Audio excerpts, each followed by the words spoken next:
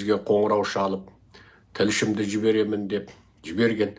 Негізі бірінші олардың тілшісі бізге 2019 наурыздың 5-і келген. Сосын ол асығыс-үсігіс бірнеше хабар жариялағаннан арнайы камерасын көтеріп басқа тілшілер келген.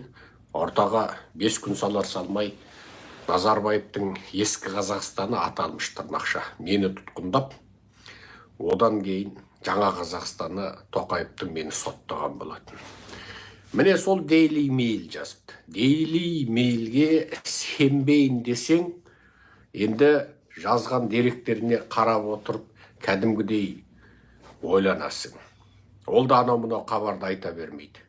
Енді оның категориясы деңгейі BBC-ге, CNN-ге жетпегенмен, бірақ Daily Mail ол тарих ұзын, ескі, және кей жағдайда әлгі BBC-де, CNN-де кергіп аяқ астынан иттің боғы дәрі болса дәрияға тышады дегендей болып, кейбір дүдәмілдеу хабарды жазғаннан алаңдап, бізге дәлел керек, анау-мынау деп сөйтіп отырғанда Daily Mailдің ұрып жіберетін көзсіз батырлығы тағы бар.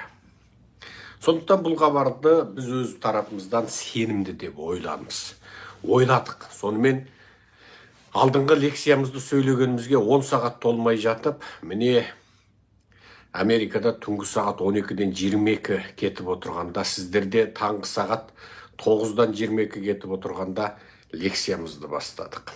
Ал біріншісі, Путин елші жіберді. Бұл бірінші жаңалық.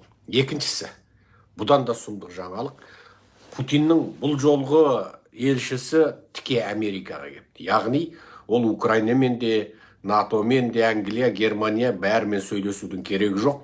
Осы жолғы соғыста қысқасы менімен сөйлесетін адам, осының ақиесі жаңағы Америка деп отыр екен. Қазақта ескі бір дәстүр болушы еді ғой жаңағы. Әке-шешесі бар, бірақ өздері ерте үйленіп, жаңағы ұл-қыздар ер жеткен жастар құдаласады жаңағы 40-тың ар жақ бер жағында. Сонда жаңағы ұл жақтың ба қыз жақтың құдасы айтады, әй ана үлкен ақсақалың қайсы, сөз ұстайтының қайсы деп, сол әулеттің ақсақалымен сөйлеседі. Жаңағы қызды ұлды тапқан әке-шешесі былай қалып, жаңағы ақсақалдар шешісіп кететіні болады. Немередерінің мәселесін. Тура сол сияқты осы жолғы Путин мен Зеленскиймен де, басқамен де, Еуропа, НАТО-мен де, Брюссельмен де, мен Столтенбергпен де сөйлесіп, мен басымды қатырмайым. Америка сенімен сөйлесемін. Бас құда сенсің. Екеуміз енді қалың малдың мәселесін шешейік. Тойдың уақытын шешейік. Ат-жапан құдаларға қандай сыйлығың бар, қалың малың бар. Ана сүті ақысы бар, ағы бар, көгі бар. Соның бәрін мәселені шешейік деп елші жіберіпті. Бұған да сенуге келеді. Үшіншісі, бұл өте маңызды ақпарат. Үшіншісі, бұл үшінші ақпарат Қырымды Украинамен бөлісеміз депті. Яғни 14 жылы басып алған Қырым. Путин үшін алғанда символдық мәні мағынасы бар Қырым. Өте маңызды Қырым, аталмыш Қырым. Енді соны Украинамен бөлісуге келісіпті. Төртіншісі, бұл өте маңызды. Путин соғысты кез келген уақытта тоқтата тұрып, қазіргі тек атысты тоқтатамыз, бірақ әскер тұра тұрады, сөйтіп соғысайық деген әңгімені айтыпты дейді. Енді бұл ақпарат маңызды болғасын сіздерге жеткіземіз, бірақ біз бір нәрсені бұл арада сіздерге айтқымыз келеді. Бұл қалай болмасын Путиннің тізе бүккеннің белгісі. Себебі ол ары қарай бұл соғыстан өзі бір абыройын сақтаған бетінде. Біз міне біраз жерді алып алдық міне. Сонымен жаңағы міне бүкіл Еуропамен, бүкіл НАТО-мен соғыстық деп енді халқына түсіндіріп. Соның өзінде міне біз ең соңында бүкіл алған жерімізден айырылған жоқпыз. Міне Қырымның жартысы біздікі, не 3-тен 2-сі біздікі, Луганскі, Донецкі тор міне ақ көк деп жаңағы өзінің шовинистік тобырлық санадағы халқына ол аттан түссе де үзеңгіден түспеген қалпында өзін жеңімпаз қылып образдайды. Бұл бірінші. Екінші, Ресейдің халқы да 2 жылда әбден жалықты. Олар да Путин енді әйтеу қалай болсын, олай болсын, бұл иттің баласы соғысты тоқтатса, олар да ойбай, великий Путин, ура, ура деп, олар да қуана-қуана қоя салғысы келіп тұр. Дәл қазір Ресейде де жаңағы великий русскийдің, ұлы орыстың, ұлы атағы даңқы дейтін нәрсемен ауыратын орысың да қалған жоқ.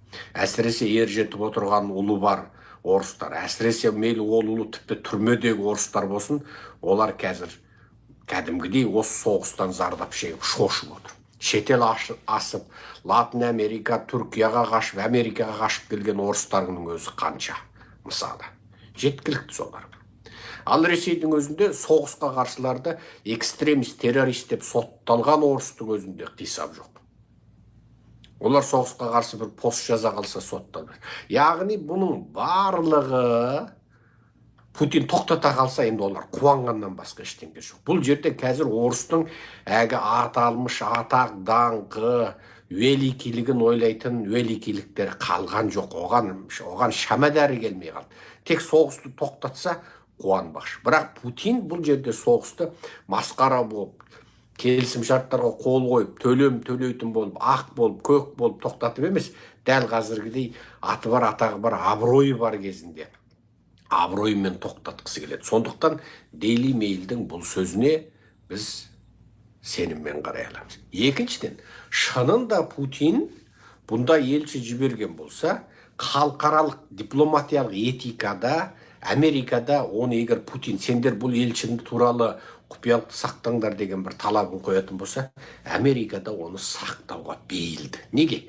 Ендігі де бір Путиннің тағы бір басқыш түскен, тағы бір бұрынғы қатаң талабынан тағы бір мәрте жұмсарған, тағы бір дәреже төмен қарай түскен елшісі келетіндей болса, алдағы уақытта соған жол ашады. Егер бір келген құпиялықты бір әшкерелеп тастаса, онда Путин ендігәрі бұларменен елші жіберіп сөйлесуде керек емес екен деген көзқарас келіп қалады. Сондықтан Америкада ол ойбай, Путин бүгежек деп біздің алдымызда кішірейіп, кешірім сұрады деп айтуға Америкада бейілді емес. Енді қараңыздар. Сондықтан бұл жерде жіберген Путин де құпиялықты сақтайды, қабылдаған Америкада құпиялықты сақтайды. Енді Байден шалға бұл нәрсе қолайына жағып та қалуы мүмкін. Неге? Америкада соғыстың шығыны артып бара жатыр. Трамп күні түні демей көзге шұқып ұрып жатыр. Осы әлгінде ғана жаңағы бір жерге барып қайттым. Соның кофемді ішіп отырып, бір әредікте телевизорға қарай қалсам, CNN-де ұрып жатыр. Қай жерде деді? Атлантик қаласында деді ма? Атлантик қаласында жаңағы Тікебай шалдың тобы, жұмыс тобы жаңағы дұға жасады дей ма, не дейді, бірдеңе деді. Мен айту шала-пұла кофемді ішіп отырып, қасымдағы адаммен сөйлесіп отырып көріп қалдым. Сонда не дейді?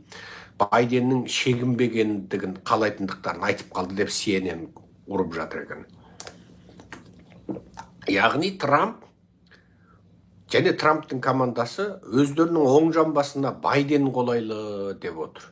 Олар Байденнің орнына әлдеқайда рейтингісі жоғары, немесе бір әйел біреу, немесе жастау біреу шығып қалса, оның көптеген мүмкіндіктері Трамптан гөрі халықтың жаңағы қолайына жағыңқырап қалса, образы Трамптан күшті болса, өздеріне тиімсіз болады деген сияқты да. Сондықтан дәл осы өлер сәт, мысалы дәл қазір Трамп істі болып, сотты болып жатыр.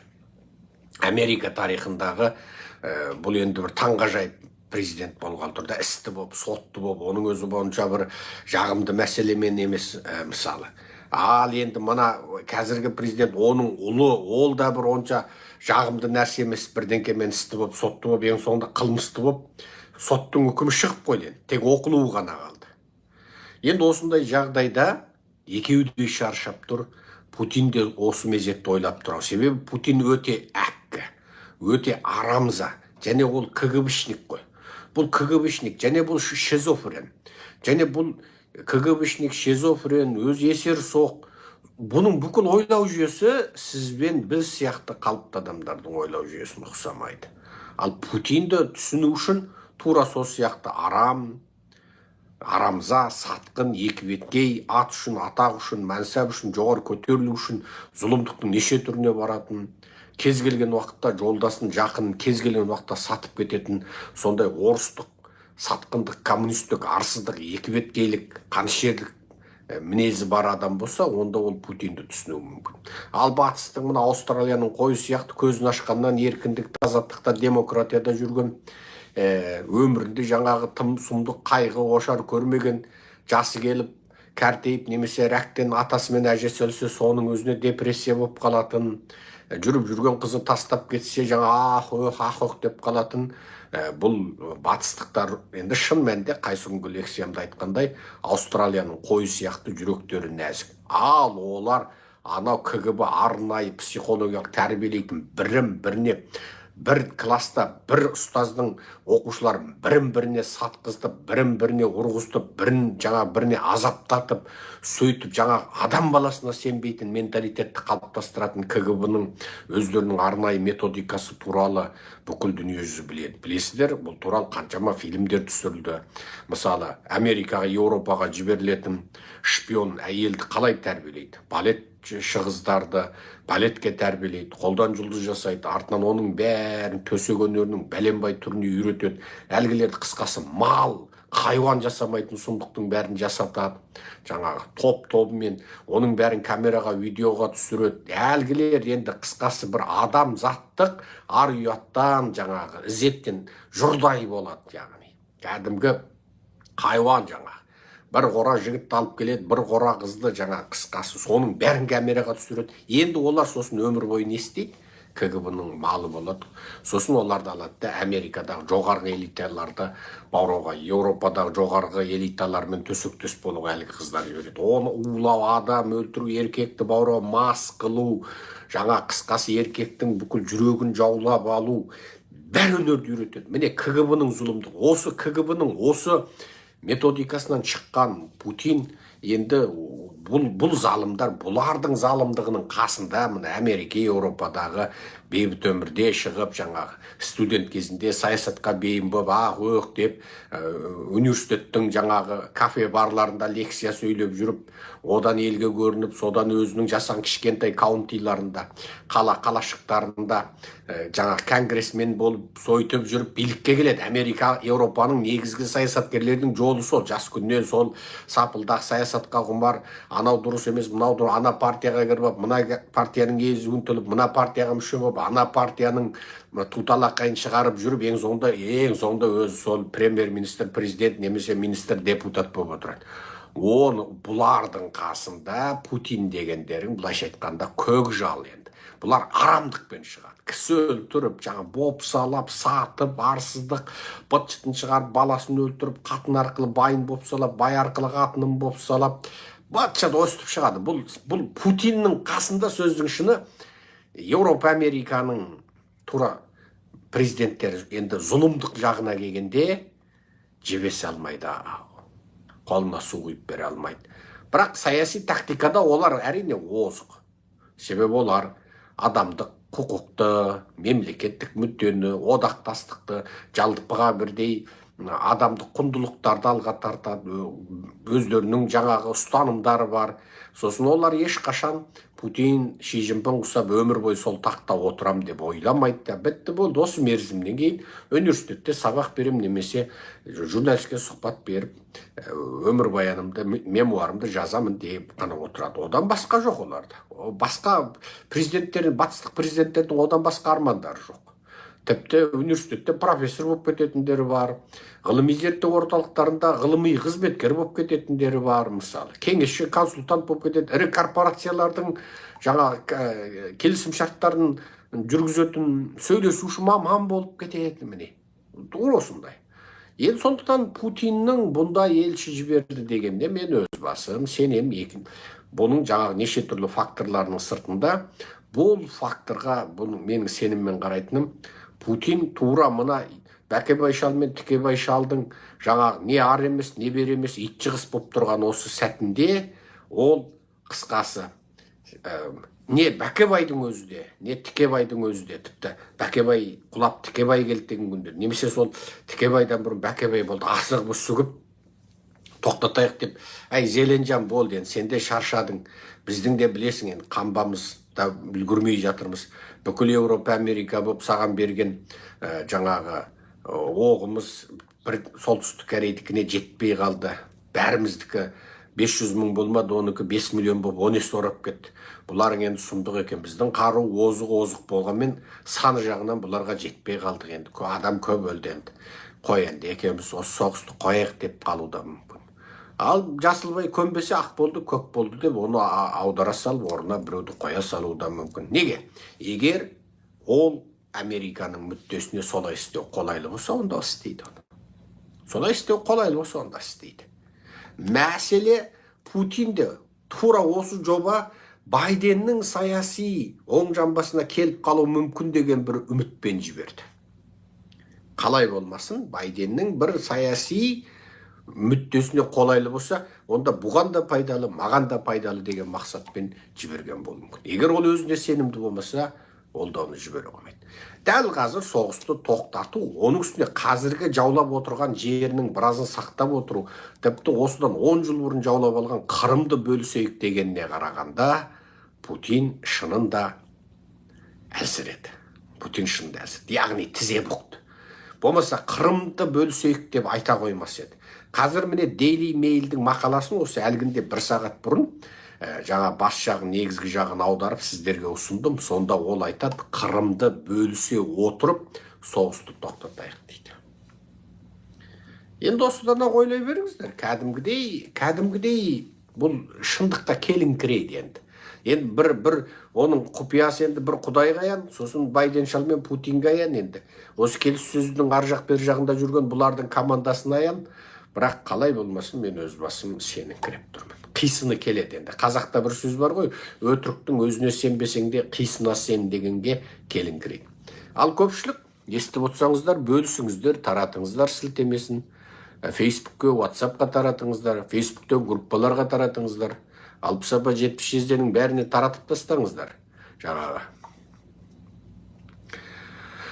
Ал көпшілік бұл енді бүгінгі лекциямыздың бір мазмұны. Екінші мазмұн.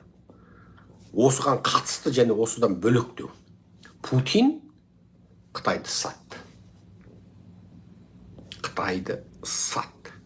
Және Қытайды сату, Путиннің Қытайды сатуы Байденге де қолайлы, Трампқа да қолайлы. Трамп Қытайға қарсы орысқа жақындау, қатыны славян ғой.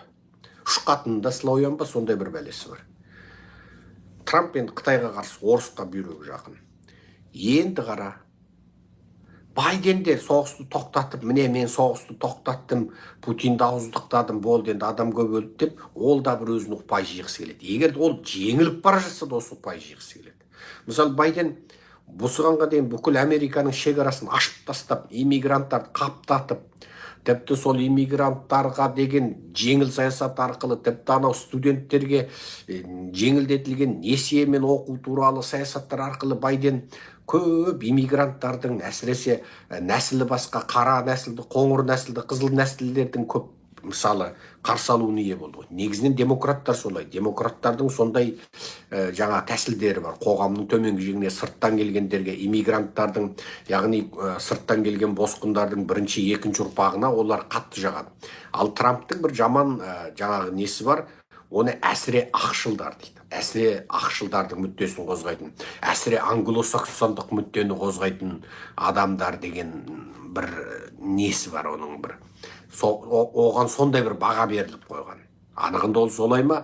Оны енді әркім әртүрлі айтады. Бірақ Байден енді осы жолы Трамп оны сен шекараны асып тастап, не сенің кесіріңнен Америкада қылмыс артты, сенің кесіріңнен Америкада 1 миллион адам кірді. Міне қазір қоғамымызда кім жүр, итбай, шортбайдың бәрі кеп алды. Ит битте қаңғып келді. Біздің елімізді сен қоқыр-қоқсыққа толтырдың. Көк қылмыс, есірткі, адам өлтіру, кісі өлтіру, алаяқ, өңкей, жаңағы неше түрлі оңбаған сумақай, орыстың шпионы, Қытайдың шпионын қаптаттың, террорист қаптаттың деп тұрып, енді Тікебай шалың ұрады ғой. Қара борандатып, тура жаңбырлатып, желдетіп, нөсерлетіп, қарлатып, борандатып, құйындатып жібереді. Енді Бәкебай шал қайтты. Енді халықтың бір болмаса да біраз кетеді ғой. Сосын ол енді бірінші топ Қытайды ұшақпен салып, Қытай жақпен келісіп, Қытайға қайтарып жіберді. Енді мен заңсыз келгендерді қайтарам деп жатыр. Енді не дейді?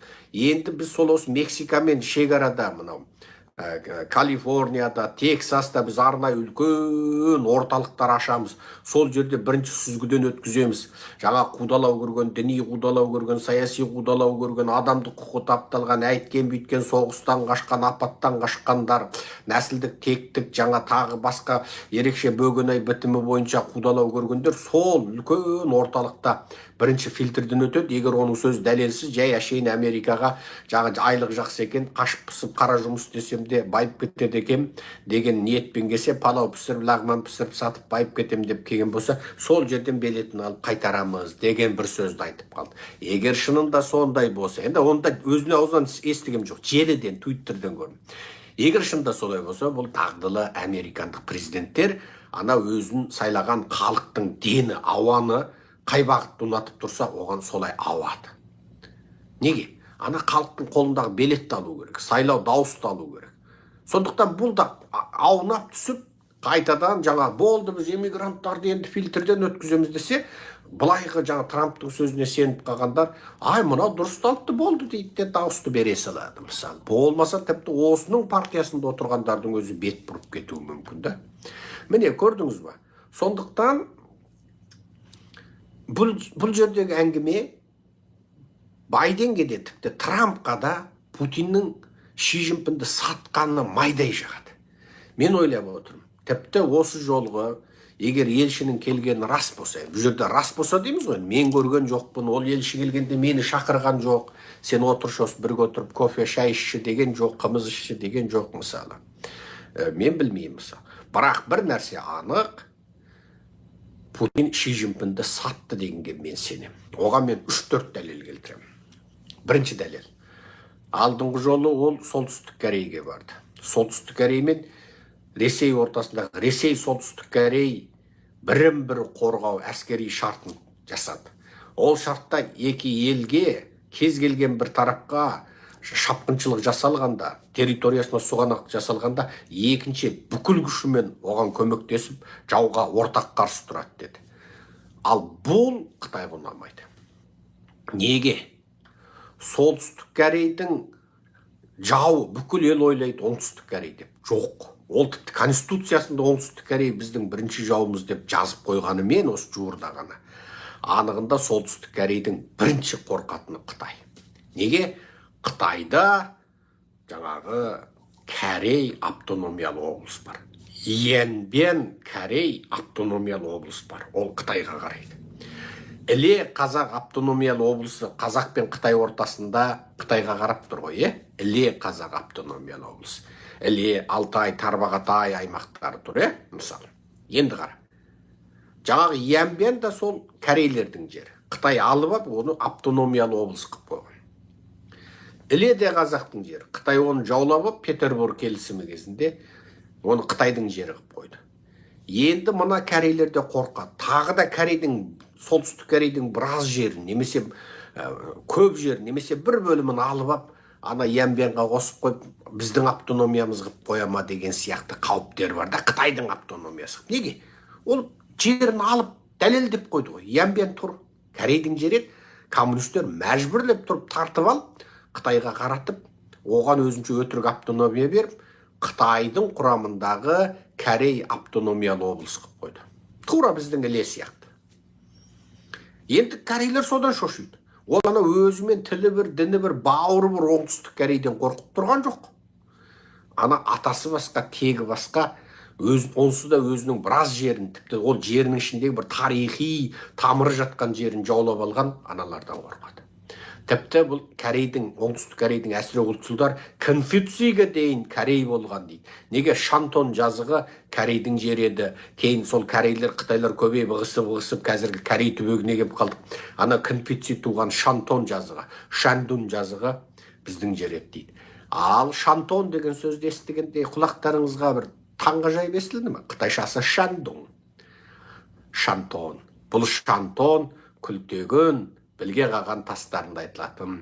Шығыста Шантон жазығына дейін бардым дейтін күлтегін батырдың тасқа ойып жазған ескерткішіндегі жазық. Сонда біздің бабамыз шығыста Шантон жазығына дейін бардым. Күн отырмадым, түн ұйықтамадым. Түркі халқы сені азат қылу үшін шығыста Шантон жазығына бардым. Аш түрікті бай қылдым, жалаңаш түрікті киіндірдім дейтін күлтегін мәңгі тасындағы жазбаларды қараңыз. Тапқаштың, тауғаштың бектері залым, тауғаштың шайы мен шайысынан сақтаныңдар дейтін таста жаңағы Шантон айтылады. Енді бір жай тарихи нені қоса кеттім ғой. Енді қараңыздар. Корейдің өзі Қытайдан қорқатынның бір дәлелі 50-51 жылы орыстар осы солтүстіктегі коммунистік Корейді қарумен, қаржымен қолдады. Орыстар, Сталин қолдады. Негізі бұл оңтүстік Корейдің буржуазиялық демократиялық өкіметі бүкіл Корейді билеп отырған. Сталин таудан, орманның ішінен жаңа Ким деген әулетті тауып алды да Москваға әкеліп, оны ары оқытып, бері оқытып, әрбілеп, сәрбілеп, жаңағы кәдімгі дұрыстап Корейдің ортақ тілінде білмейтін, тіпті әуел кейбіреулер оны Корей емес дейді. Сондай біреуді алды да анау 100 жыл бұрынғы бір батырдың атын қойып оны Ким Ир Сен деді. Елдер таңырқады, ой, Ким Ир Сеннің аңызы шыққалы 100 жыл болды. Мынау жап-жас жігіт қой деді. Содан ең соңында сол Ким Ир Сен болып, сол билікті алды енді. Қаруды кім берді? Орыс берді. Міне, сөйтіп ол бүлік жасап, дайын мемлекеттің жаңа жартысын бөліп алды. Ал содан Америка, Корей мемлекетінің тұтастығын сақтау үшін Америка көмекке келді. Ол кезде НАТОның құрамында Түркия көмекке келді. Ал білесіздер, НАТО екінші дүниежүзілік соғыстан кейін коммунистік одақтарға қарсы тұрды. Коммунистер Шығыс Еуропа тұтас коммунист, Совет коммунист, Куба коммунист, Вьетнам коммунист, Қытай коммунист. Енді шошыды. Сөйтіп батыстық демократиялық елдер қайтты. Ойбай, мына жер әлемді қызыл коммунистер жаулап барады, енді біз одақ болайық деп, содан барып НАТО шықты. Сөйтіп НАТО құрамында түріктер Корей түбегінде соғысты. Сол кезде Қытайдың беретін қаржысы жоқ, әскері жоқ, қаржысы жоқ, қару жоқ. Бірақ Мау Сталинге жағып, Сталиннен қарыз алмақшы. Және бұрын алған қарызының бір бөлігін кешірмекші. Және сол орайда маған қару бере ғой демекші. Сонымен Мау 1 миллион әскерді аттандырады. Сталин адам бер дейді, Мау адам. Мауға бір тиын кім өт. Оны тағы ресми әскер демесін деп, Вагнер сияқты жалданмалы әскер сипатына болсын деп, оны еріктілер, волонтерлар деді. Еріктілер, Қытайдың азаттық армиясы емес деді. Сөйтіп жаңағы әскер жіберді. Ал ол әскерді ең соңында соғыс аяқтағаннан бәлен жылдан кейін сол Совет одағына арқа сүйеп отырып, Қытайға қысым жасап отырып, әрең шығарды. Сонда Қытай Корейдің соғысына қатысты 38-ші параллельде Американың генералы менен жаңағы мына жағы Америка, оңтүстік Корей, мына жағы Совет, Қытай, солтүстік Корей ең соңында 38-ші параллельде жаңа соғыс тоқтату келісіміне қол қойып, сонымен екі Корей сөйтіп қалыптасып қалды. Оңтүстік Корейде Американың әскери базасы қалды. Сол кезде Қытай солтүстік Корейде база құрғысы келді. Солтүстік Корей Совет одағына арқа сүйеп, Советтің көмегіменен Қытайдың ең соңғы әскерін әрең шығарды. Оның өзіне бір 6 жыл ма, 7 жыл ма сондай уақыт кетті. Сондықтан солтүстік Корейдің назарында Қытай мәңгі қорқыныш, үрей, жау. Көрші тиіп тұр. Ұлты басқа, тегі басқа, тілі басқа. менталитеті басқа. Және бұларда имперлік пиғыл бар. Сендер бізден тарағасыңдар. Тарихта сендер біздің құрамымызда болғасыңдар. Суй патшалығы кезінде біздің бағындымыз болғасыңдар. Юан кезінде сендер бізге салық төлегесіңдер. Буддизмді сендер бізден қабылдағасыңдар. Иероглифті сендер бізден алғансыңдар. Ана киімді сендер бізден алғансыңдар дейтін Қытайдың әсіре шовинистік ұлтшылдығы бар. Сондықтан корейлер Қытайдың осы әсіре радикалдық, экстремистік, шапқыншылық, жаулаушылық пиғылынан алаңдайды. Сөйтіп Путиннің осы жолғы солтүстік Корея сапарындағы осы келісімді қол қоюының өзі Ши Цзиньпинге ұнамайды. Яғни Путин әлгі доспыз, мәңгілік доспыз, Орыс-Қытай келісімінің, Орыс-Қытай достығының, Орыс-Қытай одақтастығының үстіңгі лимиті де, астыңғы лимиті де жоқ, лимитсіз достық дегеннің сыйқы осы. Бұл бірінші. Екінші нәрсе. Солтүстік Корей, оның бүкіл әскери технологиясы Ресейден. Цехтар Ресейден келген, Совет кезінен. Қытайдан ол көбінекей астық, анау, мынау, шұрым-бұрым, арақ-шарап, ұсақ түйек электроника алады. Қытай оған әскери технология жағынан көп көмектесіп жатқан жоқ. 2. Үшінші, Солтүстік Корей, мына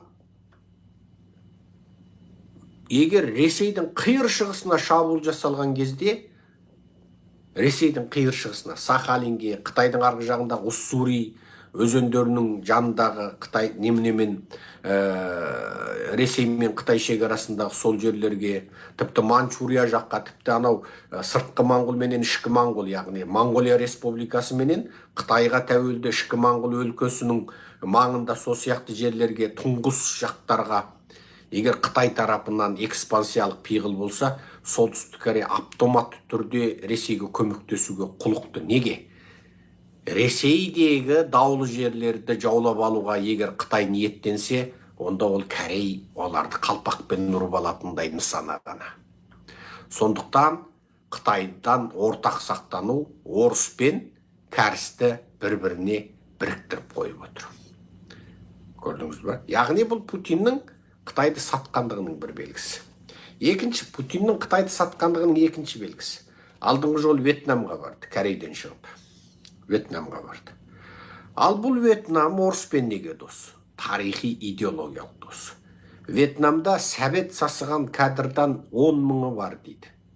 Олардың жарым-жартылай оқығанымен 50 мың адам барады дейді. Ал осы сәбет сасыған, орыс тәрбиесін көрген, орыстың жезөкше қыздарымен ауызданған, КГБ-ға бопсаланған, водкамен сәрес ішіп, водкамен аузын ашып жүрген сол вьетнамдықтар енді орыспен идеологиялық тарихи тамырластығы бар. Және бір, Вьетнам мен Қытай соғысқан. Вьетнам мен Қытайдың теңізде де таласы бар, құрлықта да таласы бар. Тарихтан бері таласы бар, патшалық заманнан таласы бар. Вьетнамды да тарихта Юан династиясы кезінде Құбылайдың жаулап алғаны бар. Құбылайды Қытайлар біздікі, өзіміздікі. Шыңғысханның тұқымы жаулаған жердің бәрі біздікі дейтін Қытайдың имперлік пиғылы бар. Кеше Дэн Сяопин Америкаға жағымпазданып, Америкадан қаржы алу үшін Советтің иті болған Вьетнамға шабуыл жасап, Вьетнамның астанасы Ханойға дейін алғаны, ол тағы бар, артынан шегініп шыққаны бар.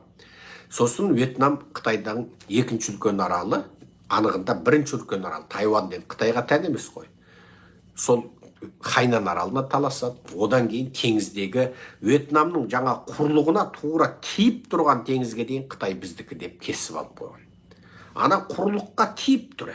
Енді былайша айтқанда вьетнамдықтар өзінің құрлығындағы пляжда, жағажайда шомылып жатса, ана жерде Қытайдың шарлаушы теңіз кемелері мен балықшы кемелері жүрді, мына теңіз біздікі деп. Бұның бәрі Вьетнамға ұнамайды. Халықаралық заң бойынша ол бәлен мильге дейін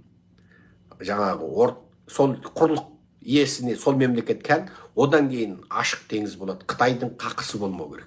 Бірақ Қытай Филиппиннің де Вьетнамның да жүйкесін өстіп дейіп отыр. Мынау біздікі деп отыр. Жапон мен Диауи аралына ол тағы таласып отыр. Жапонияда анау бір баяғыда ешкімге керегі болмаған жерді біздікі деп отыр. Баяғыда ол аралды Қытай Мао Цзедонның кезінде Жапондікі деп, Жапонмен қайтадан жаңа достасатын заманда оны Жапондікі деп мойындап қойған. Ол zaman ол арада ешкім тұрмайды. Енді қазір оны таласып жатыр Жапония.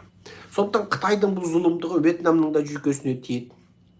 Ал Вьетнам Америкаға бізді қорға деп ара-тұра айтады, бірақ Америкаға сенімі жоқ. Неге? 70 жылдарда Америкамен соғысқаны тағы бар.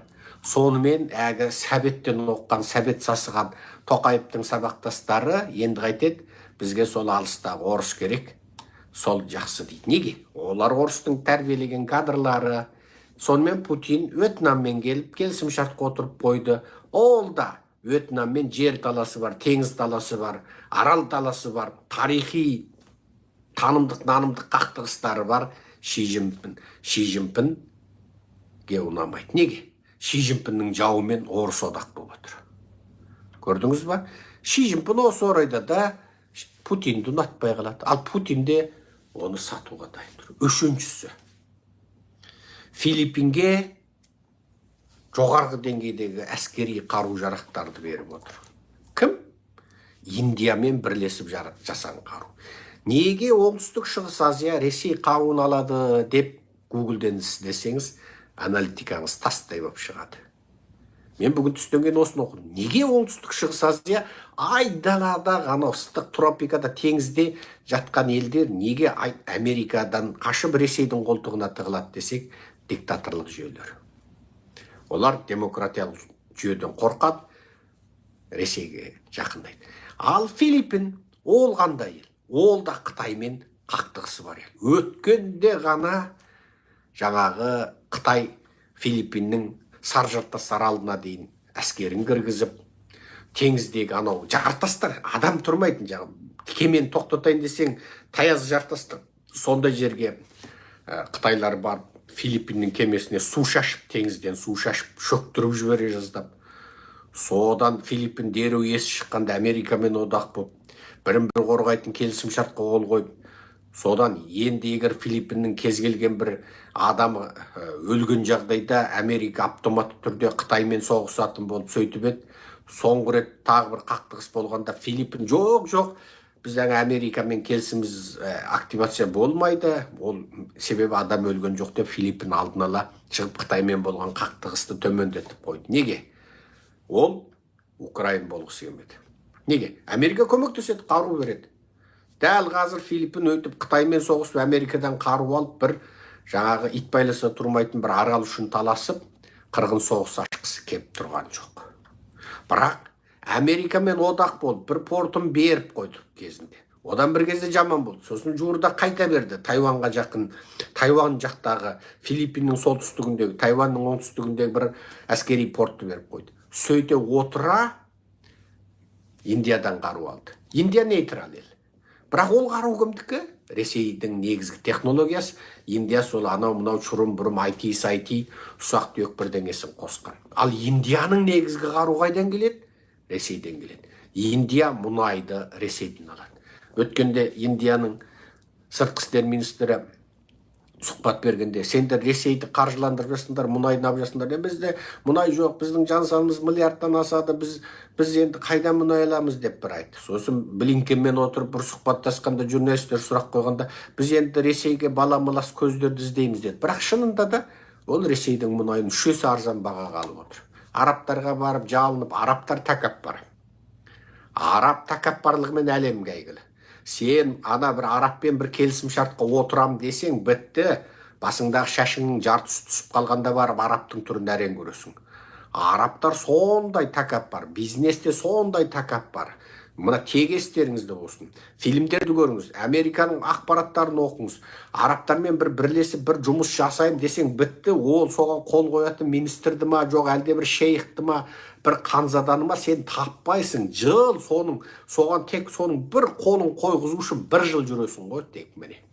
Арабтар тәкаппар болады. Мына билік басында отырған саясаткер арабтар сұмдық тәкаппар болады. Және олардың жұмыс стилі бойынша уақыт соза береді жаңағы. ана ыстық күнде ыстық қара шайды іше береді, шақыра береді, қайта ана күрішті бір майға былап пісірған тамақты қолдар тығып тұрып, бүйтіп тұрып жей береді, келсе ертең тағы келіссөз, бір айдан кейін тағы келіссөз, арғы кезде тағы келіссөз. О, арабың сондай болады. Ал олар Индия ол арабпен саудаласып, Индияның да басын шайқан еткізіп саудаласқыш халық және 1 рупий түсір, 2 рупий түсір деп. Ол арабтың қымбат мұнайын алғанша болды. Орысқа жаңағы бір шиша водка беріп, сосын давайте, дешеве, пожалуйста десең, орыс окей, ладно дейді, онсыз ақша керек. Сонымен олар 3 есе арзанға орыстікін алып жатыр. Индия мен орыстың тағы да саяси қарым-қатынасы бар. Совет кезінде Индияның жаңағы киноның ортасында атып шығып қалың қатын билеп кетеді ғой. Тау, тас, бірде мына тау, ана тау, бір кезде көлдің бойында жаңағы бір биі бір ән аяқтағанша ол қатынның көйлегі 10 рет ауысып болады әйтеу. Сол фильмдерінің бәрі сол Советке неге барады? Дамыған өскен Еуропа, Американың бақытты баяшатты өмірін Совет халқы көрмеу керек. Оған сол осы жарына тие алмай, тапқа бөлініп, 4 кастаға бөлініп, әр кастасы бір-бірінен қыз алып қыз бермейтін жаңа бөлек-бөлек каста. Сол Индияны көріп советтіктер, біз бақытты екенбіз ғой, әйелдің құқы бар екен ғой деп отыру керек. Сондықтан Индияның фильмін көрсетеді. Яғни Индия мен Совет сол кезде бір-біріне тарихи одақтас болды. Енді сол Индия орыс біріккен қаруды Қытайдың жауы болған Филиппинге береді. Қытайдың жауы болған шекара дауы бар Вьетнамға береді. Енді Қытаймен жаңағы аразашты болып, бірақ тым тәтті де бола алмай отырған солтүстікке береді. Тіпті Путиннің бір сөзі бар. Батыс бізді жау санады, анығында біз батыспен демократия туралы сөйлескіміз келеді деген бір ертеректегі сөзі бар. Ал батыс шын мәнінде өздеріне қауіп төндіріп тұрған Қытай екендігін білмейді. Біздің ондай жаңағы әлеуетіміз жоқ қой деп бір Путиннің бір сұхбатында ертеректе бір айтып қалған сөзі тағы бар. Оны да мен жаңылмасам осы 1 жыл бұрын ба, 2 жыл бұрын ба бір лекциямда айттым. Путин сонда батысқа айтты, мен қудалама, анау қиын, ана қысық көздер қиын деген бір жері бар мысалы. Енді образдап айтқанда сондай, дәл өйтіп айтпайды ғой бірақ. Міне, енді осы 3 фактордан қарап, Путин кез келген уақытта Қытайды сатады. Сатып Америкаға, міне Қытайды сатам, мен саған жау емеспін. Онда саған жау Қытай. Технология бар ма? Бар. IT бар ма? Бар. Чиптің де біразын жасай ала ма? Жасай алады. Ең озың. Сен ұрдап жатыр. Мен ең қысқасы пұл төндіре алмайтын Россиямын. Мен Великий Россиямын, бірақ пұл төндіре алмаймын. Пұл төндіре алмайтын Россиямын. Айға ұшырып едім, құлақ қалды. Міне, айға да шыға алмай қалдым. Сондықтан сен ана Қытай айға қонды міне. Сен Қытаймен алыс болды, мені қой. Мен арағымды ішіп, водкамды ішіп. Анау жаңағы кім еді ана Хабаева ма тоқалымды құшақтап жатайын деп Путин Американда разы қылып, алыссаң Қытаймен алыс, мен болды шаршадым. Бірақ маған да абырой керек, бет керек. Қырымның біразын менікі, біраз Украинаға бер, ол да разы болсын. Бірақ толық бермей, мен де разы болайын. Себебі орысқа керек жылы порт керек. Қара теңізден шығатын жылы порт керек. Орыстың портының бәрі қыста қатып қалатын, қыста тауар тасымалдауға қолайсыз суық порттар. Сондықтан Ресейге жылы порт керек. Міне, ашық теңізге шығады. Соны осы факторлардың бәрін ойлап отырсаң, түйе сұрасаң бие береді деп, Қытаймен алыс, менің қақым жоқ дейді. Деп сатса, онда бұл Америкаға да, НАТОға да қолайлы да. Ол бүйтіп ойлап отыр да, Америка мен НАТОның тұрғысынан қарағанда. Украин кім? Ол да орыс, славян. Россия кім? Ол да орыс, славян. Бұлардың бәрі жаңағы коммунистер ғой баяғы жаңағы. Коммунистер ғой, давай, водка дейтін. Бәрі түрлері де бірдей. Бұлай бұрылып Украинмін десе, бұлай бұрылып орыспын десе, айыра алмайсың әкең. Ит кетсең, итті айыра алмайды. Қайсы Украин, қайсы орыс екен, иттің өзі айыра алмайды. Немене екеуінің ортасына бүкіл ақшамыздың құнсыздандырып, бүкіл Қамбадағы бүкіл қаруымызды жаңағы тақыр таза атып болайық деп қалдық. Енді өзімізге жау шапсақ айтеміз. Бір соғыста біраз жер белгілі болып қалды. Ана Құдай ұрған аш жалаңаш сіңірі шыққан үрерге иті сығарға биті жоқ солтүстік Корейдің өзі бүкіл батыстың снарядынан 10 есе артық снарядты Ресейге мә деп бере салып отыр ғой. Бүкіл Еуропа, Америка қан басын бүйтіп кәдімгі шөткімен сыпырып, сібірткімен сыпырып отырып, снарядтың қоқыр-қоқымын теріп отырып бергені 500 миллион снаряд. Корей мә деп бір бере салғанда 5 миллион бере салды. Еуропа мен Америка мә біз ғылымды дамытамыз, адамды құқық, қатынның құқы, баланың құқы, иттің құқы, ай құшамыз, Марс құшамыз, демократия, ақ көк, сақ көк деп жүргенде, мына Корейге дейін қару жарақтың көкесін өндіріп қойыпты. Біздікі енді қаруымыздың енді сапасы күшті, ғылыми технологиясы жағынан бізді бәленбай дәуір алдыдамыз, бірақ мына саны жағынан мыналар қиын екен, қой, шаршадық деп отырды.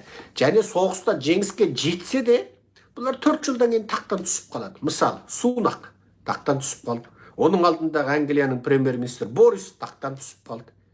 Ол да жаңағы сүйкімсіз болып Украинаны қолдаймын деп бір өзі 2 рет келді ме, аспаннан оқ жауып тұрған Киевке, бүйтіп жаңағы бүйтіп еңкей болатын шашы алба жұлба анау Борис бар ғой, Англияның мына Сунақтан бұрынғы премьері. Ол келді мысалы. Ол тіпті әуел мүгедек адам, құлағы тыңдағышпен істейді, тағы бір деңкесі бар. Сондай адам ол. Сөйтіп жүріп премьер-министр болды мысалы. Еткен еңбегі мысалы, ол мына орыс құсап, Путин құсап, тағымда отырам деп отыра алмайды ол. Ким құсап, отырам деп отыра алмайды. Ши Цзиньпин құсап, жоқ, мен өзім өтірік референдум өткізіп отырып алам уақытымды. Тоқаев құсап, 5 жылды 7 жылға өзгертіп алам деп өзгерте алмайды ол. Бітті, оны жұлып алып тастай салды. Сондықтан оларда осы соғысқа бола жүйкесін жұқартуға құлықсыз. Оларда да мына откасы бар, атомы бар, бұзаса зымыраны бар, кинжалда белгілі болып қалды, Искандерде белгілі болып қалды, С-300, С-400 түгіл, С-500 де белгілі болып қалған орысты көрді. Атомды ғой жара алмайды, оған қошқанағы шыдамайды. Енді не істейді? Әй болды, енді осы мына бәле Қытай. Біз енді сол Қытаймен алсақ та орысты қоясың, арағын ішеп отырсын баяғы. Еркегінің бәрі алқаш болып, қызының бәрі жаңағы қаңғып бүкіл жер әлемнің көй жаңағы еркегін разығып бұлар жүрсін болды. Бұлар белгілі болды әл ауқаты деп соғысты тоқтатуға оларда мүдделі боп қалуы бек мүмкін. Өте мүмкін. Өте мүмкін. Ал Путин осы арқылы бір абыройын сақтап қалады. Екіншісі, ең соңғы тас талқан болып соғысып, Кремльге дейін бомбалатып, ең соңында өзі соғыс қылмыскер болып, Милешевич құсап тұтқындалып, сотта отырғысы келмейді. Не жаңа Гитлер құсап, басынан атып, қатыны айва браунды да атып, содан жаңағы өзінің қасындағы оң қолы болған қорғаушысына жаңағы біраздан кейін кіріп, ана мәйітті жаңағы өзің бір жайлы қыл деп қорғаушысына тапсырады ғой, бір адал берілген қорғаушысына.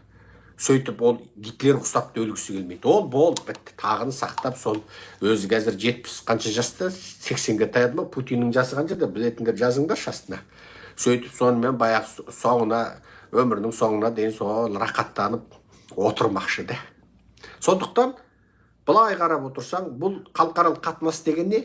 Мүдделердің бір-біріне деген қатынаста. Мәңгілік дос жоқ, мәңгілік жау жоқ, мәңгілік мүдде бар да. Американың қолайына соғыс тоқтату керек болса, Америка тоқтата салады. Еуропаның қолайына соғысты тоқтату керек болса, тура сол жердегі лидерлерге, Еуропа дегеніңде де Франция, Германия жетекшел, Англия жетекшел, негізінен шешетін Нидерланд жетекшел, осы елдердің қолайына керек болса, тоқтата салады. Ал соғысты тоқтата салу Путиннің де қолайына керек болып тұрса, ол да болды, бәрімізге осы қолайлы екен дейді да міне. Сондықтан бұл жерде сценарийдің осындай бір өзгеше түрі болуы мүмкін. Не? Біраз дүниені айтып қойдық қой дейміне, біраз дүниені айтып қойдық. Тұтқиыл негізі мен ұйықтауым керек еді, қазір түнгі сағат 1-ден, бізде түнгі сағат 1-ден 10 кетіп бара жатыр. Сіздерде қанша болып кетті? Таңғы сағат 10 болды ма? Мен су ішіп алайын, бісміллә. Міне көрдіңіз ба? Хикметтің хикметі осы. Енді мен жаңағы мына YouTube'тың коммунити бөлігінде Путиннің Америкаға құпия елші жібергендігі туралы Англияның Daily Mail газетін бәрін салып қойдым. Өздеріңіз керек болса оқып аларсыздар. Бірақ менің негізгі анализім осы. Енді қараңыз. Ресей-Қытай қатынасында мен енді 2020 жылдар ма 19 жылдарда бір сөйлеген лекцияларымды айттым. Негізі елге де тым ол құпия емес. Қытай әсіре ұлтшылдары Ресейді үнемі бірінші жау дейді. Неге? Қытайдың әсіре ұлтшылдар, коммунистік ұлтшылдар, қазіргі мынау Қытайда үлкен болып, мына Пекиндегі Қытайдың орталық CCTV телеарнасынан, Шанхай телеарналарынан беріліп, жаңағы айлық табысы бәленбай $1 миллион асып отырған Юан Тыңфей дейтін біреу бар. Юан Тыңфей. Бұл Юан Тыңфей деген, бұл өзі негізі сол Пекин жақтағы бір жай техникумның бір оқытушысы болатын. Өзі Пекин жаңа мандарин тілінің өзін, олар мандарин тілінің өзін дұрыстап сөйлемейді. Өзінде жаңа деп аңылдап сөйлейтін ана қиыр шығыстағы манчурлардың акценті бар. Манчурлардың акцентін қосып сөйлейді.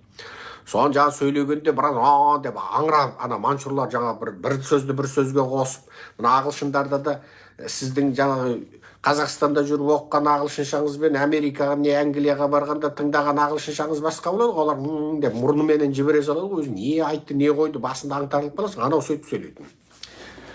Бұл неме Мауға өлгенше қарсы болатын. Бірақ Ши Цзиньпин Мауға қарсыларды жаппай соттағанда бұл Юан Тыңфейді аман алып қалды. Ал осы Юан Тыңфей бастаған Қытайдың идеолог уағызшылар. Ол да осы күні түні мен құсап лекция сөйлейді. Күні түні оны сарнатып қойды. Мен мына YouTube'те не жарнамада қоймайым, көктейінді алмайым, отырып алып өзім тектен тек айту, қазақтың көзін ашсам, кем дегенде бір тәуелсіз ойлайтын қазақтар қалыптасса, ол ертең мені есіне алама алмайма маған маңызды емес. Мен тек осы бір қазаққа дәл қазір халықаралық геосаясатта бір сауаттық, ағартушылық білім жаңа керек деген мақсатпен сөйлеп отырмын. Юан Тыңфейде енді мемлекет жаңа оның Мауға қарсы бұрынғы сөйлеген лекцияларын елеусіз қалдырып, қазір мемлекет қолына алып, оны мемлекеттік арналардан сөйлетіп қойды. Ал осы Юан Тыңфей Қытай әсіре ұлтшылдығының ресми өкілі. Бұл Юан Тыңфейң бүйтіп айтады. Ана Ресейдің Сахалиннен тартып біздікі дейді, Қытайдікі дейді. Ана сыртқы Монғолия дейді, ол сол Лениннің кезінде, Лениннің кесірінен Ленин ана сыртқы Монғолияны тәуелсіз республика қылып жіберді. Сталин екеуі оңбаған дейді. Ол ана Уссури өзенінің ар жағы, жаңағы Даманска аралы, оның бәрі Қытайдың жері. Ол ана Тұңғыс, ана Якутия, ол Қытайдың халқы дейді. Ол ана Тыва бар ғой, Тывалар, ол Қытайдың халқы дейді. Алтай Қытайдың жері деп тұрып айтады. Міне әсіре олшы. Ол мына тіпті Қазақстан туралы айтқан оңбаған лекциялары бар. Қазақстан туралы айтқан. Мына Шыңғысханның ұлы, жаңағы үлкен ұлы Жошо, Қытай тілінде оны Шушы дейді. Жаңағы Чади Сахандар, жаңағы Дарзы Шушан деп тұрып сөйлеген талай оңбаған лекциялар бар. Мен оның баяғыда Қытай тілінде тастай қып жаңа мақала жазып, ол кездегі веб-сайттар еркіндеу болатын. Жаңағы Уйужишаң дейтін бір сайттар бар болатын. Мен ол жерде кәдімгі Қытай тілінде өлтіріп мақала жазып, соны тіпті сол жақ Қытайдың идеологтарының өзі санасуға мәжбүр болған бір кездер бар болатын ол кезде. Сөйтіп мен олардың кәдімгідей, сендердің мына радикалдық көзқарастарың ұят әрбірден кейін. Сен жер шарында сендер ғана жасап жатқан жоқсыңдар ғой. Әрбірде. Сендер кім едіңдер, анау тарихты мойындаңдар. Сендер кеше Таң династиясында көшпенділердің құлы болдыңдар. Одан Юан династиясында Құбылайдың құлы болдыңдар. Енді кеп Шыңғысханның бүкіл жаулаған жер біздікі десеңдер. Ол қалай болады? Совет одағы құлады, ал енді. Сосын барып анау Латвия ойсын. Сталин алған жердің бәрі біздікі деп Латвия айтса бола ма? Латвия не сол кезде Сталинге бағынған біреу. Немесе аяқ астынан ертең бір грузин шықсын. Сталин грузин, сосын оны Сталиннің алған жерінің бәрі біздікі. Польшада біздікі, анау Чехословакияда біздікі, Югославияда біздікі, Латвияда біздікі деп бір грузин есіп отырса, сол дұрыс па деп тұрып айтып, мен талай Қытайдың мен дегендерінің жаңағы аузынан қайтып, сол кезде ана сайтта менің Қытай тіліндегі жазған мақалаларымның рейтингісі сұмдық көтеріліп, сайттың бірінші бетінде тұратын. Кейін ол сайттардың бәрін тасталған шығарды ғой. Мына Ши Цзиньпин келді де, ол енді бір жаңағы анау Қытайдың Нобель бейбітшілік сыйлығын алған жаңағы Лю Шаоболардың, солардың командаларының сондай бір алға басар прогрессивті сайттары болатын.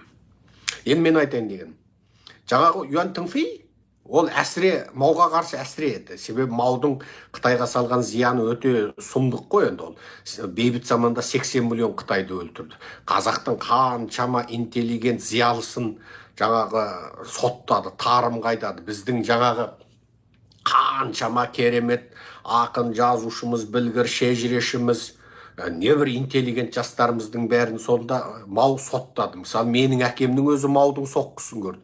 Менің әкем жаңағы тура ұстарадай лыпылдап, қылыштай қылшылдап тұрған кезінде, ол заманда менің әкемнің жас кезінде түгілі осы бертінге дейін Қытайдың қазақ көшпенді болды ғой. Абай романда, Абай эпопеясындағы анау қаз құсап тізіліп, түйеге жүгін артып, жылқыға, атқа, атанға артып, кедей өгізге артып, киіз үйін тігіп алып, шаңырағын артып, жаңағы түйенің екі шетіне кебежесін қойып, оған сәби баласын салып, бәйбішелер немерелерін алдыға алып, сол көшет, сол тіпті осы қазірдің өзінде бар. Ал біздің, менің әкемнің жас кезінде ол тіпті бар. Сол заманда әкем, мына қазақтар бүйтіп көшпенді өмір сүрсе, өркениеттен құр қалады. Сондықтан малшы қазақ көшсе көше берсін, оның бәрін отырақтандырғанда әкемнің жеке тұлға шамасы жоқ. Бірақ балаларын жинап бір орталықта жатқызып, ол орталықта бәрі шарт жағдайды жасап, бір тұтас оқытайық. Ана көшпенді мектеп деген мектеп бар екен ол заманда. Әкем де сол көшпенді мектепті істепті. Ол мектеп құрған мектеп дейді. Ол мына жайлауға барады дейді, 10 күн тұрады дейді. Содан жиылып алып, ол абыр-сабыр болып жаңағы сабақ өтейін десең дейді, 10 бала келеді дейді. Қалғаншы дейді, олар әлі жолда екен, ана өр жайлауға кетіп, ол 3 күннен кейін келеді дейді. Одан 5-еуі 2 күннен кейін келеді дейді. Одан бір 13 күннен кейін келеді дейді. Әлгі анаған бір өткен, анаған бір қайталап дейді. Мына жерде 1-ші сыныптың 10 баласы отыр. Ана 2-ші сыныптың 10 баласы отыр. Ана жерде 5-ші сыныптың 5 баласы отыр. 6-ші сыныптың 6 баласы отыр баяғы. Сөйтіп бытқыған мектеп дейді. Одан ана жайлауда бір 15 күн отырмастан, яғни шөп таптарында болады, енді 2-ші жайлауға көшу керек. Одан 3-ші жайлауға көшу керек. Сонда 60 рет, 70 рет көшіп, содан келесі жыл қайтып келеді. Ол жерден оқыды деген әшейін аты дейді. Содан әкемдер жаңағы тұрақты мектеп құру керек дегенді шешіп, сол қазақтарға бөлек мектеп құрам деген сөз үшін әкем істі болады ғой. Сол ой үшін, сол жобасы, сол проект үшін, мынау әсіре ұлтшыл, әсіре қазақшыл, бұл жаңағы сәбеттің шпион дейді ғой. Мені қазір ана биліктің жалдамалы жазғыштар мені Қытайдың шпионы деді. Мен Қытайға қарсы тұрып жүрген кезде мені бұл анти-Қытай, бұны Москва қаржыландырады, сырудың шпион деді. Мен Америкаға келгеннен кейін, мен Түркияға барғанда бұл түріктің шпион деді. Мен Америкаға келгенде Американың шпион деді. Қазақстанда 17 жылы Қытайдағы геноцидті көтеріп жүрсе, бұны ұйғырдың Рәбия Қадыр деген бай кемпір бар екен, сол қаржыландырады, бұл ұйғырдың шпион деді. Одан мен тұтқындалып түрмеде отырсам, бұл Мәсімовтің шпион деп еді. Анау бір Алла разы болсын, бір жігіт бар, аты кім екен, сол бір Фейсбукте мақаласы бар, тауып алсаңыздар, Серікжан Мәсімовтің адам емес деп іздесеңіздер шығады. Сонда ол жазды, егер Серікжан Мәсімовтің адам болса, Мәсімов ұлттық қауіпсіздіктің бастығы, Серікжан осы кезде түрмеде отырмас еді деп бір жігіт жазды, астаналық жігіт. Бір мұрты бар, бір адвокат мұрты бар, кім деген атын ұмытып отырмын, жақсы жігіт. Сөйтіп жазды мысалы. Сол жала менің әкемде бол, атамда да болған, мысалы менің атам орысшаға судай, қалмақшаға судай, қытайшаға судай, сартшаға судай, қазақшаға судай кісі болған. Өзі жәдитше жаңағы медресе оқыған. Сондай адам өзі өрт мінезді болған. Біздің мінезіміз деген, біз жібектей есілген жайдары жігітті көріп отырсыздар ғой сіздер. Мен елдер қызба, ойбай, секең бетің жүзің демей деп айтады. Марқұм менің әкемді, мен бала күнде біздің әкеміздің жас кезінде көрсеңіздер, Серікжан деген жігіттің момыны ғой дейсіздер ғой. Енді мен атам жарықтық, ол кісінің қасында біз енді биязы, турап, жаңа піскен бауырсақтай баламыз енді. Міне. Сол әкемізді де сол мау сорлатты ғой жаңа тепкілетіп. Түрмеге бәлен рет түседі жаңағы. Сол түрмеге қамай береді, босайды, қамай береді, босайды. Сонда шешем марқұм айтатын жаңа. Бұл енді қашан не тепкіленіп мәйітін алып кетіңдер дейді екен. Қашан бұны соттап жібереді екен десек айту аман шығады. Сөйтіп жүріп әйтеу үреймен өтті ғой сол өмір деп шешем күліп отыратын міне. Сол мау, зұлым мауға қарсы жаңағы Юантың қиды, маушыл Ши Цзиньпин алақанына отыр. Неге? Қытайда әсірер оның мауға қарсылығын қоятып тұр. Әйтеу өзіне қарсы болмаса болды. Сонда ол Юантың сияқты идеологтарды Қытайда әсіре ұлтшылдыққа тәрбиелеуге қойып тұрды. Неге? Анауың тарихты жібереді ғой, сақылдайды. Ол біздің жошыға дейін тиіседі. Ол Сарыарқаға дейін біздікі еді дейді. Ол Балқаш біздікі еді дейді. Ол ана Үржар, Семей біздің жер болған дейді. Ол мына Қорғас шекарасы біздікі болған. Жаркенттегі мешітті біздің халық салған дейді. Жаркенттегі ана бір ағаштан салған бір мешіт бар ғой, сол біздікі еді дейді. Ол ана Жамбылдағы ана қалың дұңғандар тұратын ана жаңағы кім еді ана дұңғанның несі ана масанчилардың шыққан жері бар ғой. Сол жер, сол дұңғандар, ол Қытай диаспорасы. Дұңған деген шынында Қытай еді. Оны бір бөлек халық демеңдер. Дұңған деген ислам дінін қабылдаған Қытай болып кетті. Немесе дұңғанды Қытайдың қожасы десеңдер болады. Олар өзін оларда біз Қытайға дін таратып келдік. Біз арабтың тұқымыз дейді. Жоқ, ол араб емес, Иранның саудагері, күрттің саудагері, түріктің саудагері. Әйтеу сол есегіне теріс мініп қоржынын арқалап, о заманда Қытайдың шайы, жібегі дүниенің ең керемет тауар. Сонда сөйтіп жиналып Қытайға барып қалғанның бәрі сол ең соңында діні мұсылман, сосын Қытайдан қатын ала, бірақ дін кетпейді, тіл кетеді. Сонымен біреу күрт па, біреу түрік па, біреу сарт парсы ма, біреу паштун ба, біреу Пәкістан ба, біреу арабтың анатасы, біреу бірдеңке, сол ең соңында сол тіл кетеді екен, тіл жойылады екен де, дін қалады екен, дін жойылмайды екен. Сөйтіп ең соңында солар Қытай қатындардан туып, шешелерінің тілінде сөйлеп, әкелерінің дінінде қалып қалған халық. Енді ара тұра бір көздерінде қоңыр көздері, бір қызыл сақалдары, қызыл мұрттылары шығады. Қой көзділер шығады. Қытайда ондай қоңыр көз болмайды. Ол енді қаншетқанмен денкілерінде сақталып қалып отыр ғана. Парсылық, сарттық, арабтық, күрттік, орта шығыстың халықтар тұр. Енді анда-санда бір жағал түкті сақалдылар шығады. Қытайлар сақалды болмайды өзі. Қытай өзі шығыс азиялық халықтар сақалды түкті болмайды. Аналарда сол түктілері бар. Ол түктілерде сол аталарының гені арқылы қалып қалған енді. Бірақ ана Қытай шешелерінен туып, енді ойлашы енді. Мынау енді бір бөтелке су енді. Мысалы мынау, енді осының Қытай қатын алғанда жартысы қалады. Ол Қытайдан алғанда енді жартысы қалады. Ол Қытайдан алғанда жартысы қалады. Сөйтіп сүйіліп кетіп отыр ғой, былайша айтқанда. Сүйіліп кетіп отыр. Міне, енді қара, бұлардың өзінің тілі жоқ. Сол Қытай тіліне парсылық, арабтық, діни терминдерді қосады, сол ғана. Қытай тілінен айырма жоқ. Сіз бұлай істесеңіз сауафу да қояды. Сіз бұлай істегеніңіз жақсы, машалла, сауафу да қояды. Бол, сонда ана қалған сөзінің бәрі қытайша, сауафу дегені сауап, машалласы, машалла, сосын мұна істесең күнә да қояды. Ол күнә дегені күнә, сосын тағы не дейді? Намаз нейха дейді. Намаз дегені біздегі намаз, нейха деген оқиқ деген қытайша. Қысқасы сондай бір діни терминдер ғана қалып қалғанның бәрі Қытай тілінде сөйлейді. Өзінің жазуы да жоқ халық. Сондықтан ол Қытай. Енді осыны ана Масанчи шыққан Жамбылдағы дүнгендер тұратын ауылды Қытайдың әсіре ұлтшылдарға айтады. Біз оларды қаржылай қолдау керекпіз. Олардың техника керек пе беру керекпіз. Олар Қазақстанның базарын иелеу керек. Олардың баласын алып келіп оқыту керекпіз. Шаншиде, Пекинде оқыту керекпіз. Олардың бәрі дерлік совет кезінде әдейіге шеттетіліп елеусіз қапты. Көбі сауатсыз, не қазақша білмейді, не сол елдің тілін білмейді, не орысша білмейді екен. Олар әлі Чин династиясы кезіндегі Шанши диалектісінде сөйлейді екен. Оларға мандарин тілін оқыту керек деді. Айтқандай бүкіл дүнгенді шақырып, ана университеттерде деген оқытып оларды. Ана Қытайдың Шанши провинциясы экономика дамыту комитеті, Нingxia провинциясы экономиканы дамыту комитеті, Пекин қалалық экономика дамыту комитеті, Мао Цзухуй дейтінді, Қытайша Мао Цзухуй дейді, толық аты Мао Цзухуй деген. сол жаңа экономиканы дамыту комитеті дегендер бұларға деген 0%-бен тауарды жібереді. Яғни алады да жібереді. $1 миллион тауар жібереді. Ол ешқандай гарантия да кепіл де жоқ. Сен алдымен Қазақстанда сат, Қырғызстанда сат, содан кейін сол тапқан ақшаңды бізге берсең, келер жол 2 еселеп береміз дейді. Ондай жақсы жағдай қазаққа жасай ма? Жасамайды. Сонымен бүкіл барахолкаңды оңтүстікте жаңағы картоп пісіріп, жаңағы тауығын бағып, жұмыртқасын жеп, порт осырып жүрген дүнгендерің бүкіл барахолкаңда қытайский техника сатып, бүкіл Алматыдан үй алып, бәрінің байып кеткені сол Қытай компартиясының жаңағы әсіре радикал ұлтшылдарының идеологиялық жоспары. Олар дүнгенді Қазақстанда Қытай диаспорасы қылып тәрбиелеп, олар экономикалық жақтан қолдап, оларды жастарын идеологиялық жақтан Қытайда тегін оқытып тәрбиелеп, оларды Қазақстанда билікке әкелу.